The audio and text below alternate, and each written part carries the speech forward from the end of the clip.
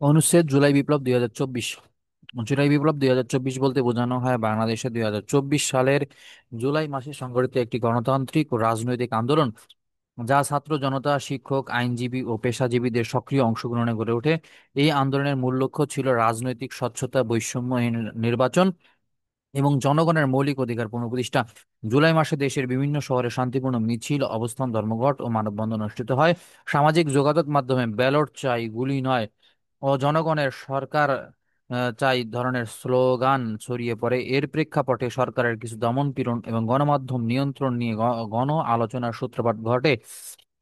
এই আন্দোলনে নতুন প্রজন্মের শিক্ষার্থীরা বড় ভূমিকা রাখে। বিভিন্ন বিশ্ববিদ্যালয় ও কলেজে আলোচনা সভা ও প্রচারণা দেখা যায়। আন্তর্জাতিক মিডিয়াতেও জুলাই রেভলিউশন ২০২৪ ইন বাংলাদেশ শিরোনামে প্রতিবেদন ছাপা হয়, যা দেশের বাইরে থেকেও মনোযোগ আকর্ষণ করে।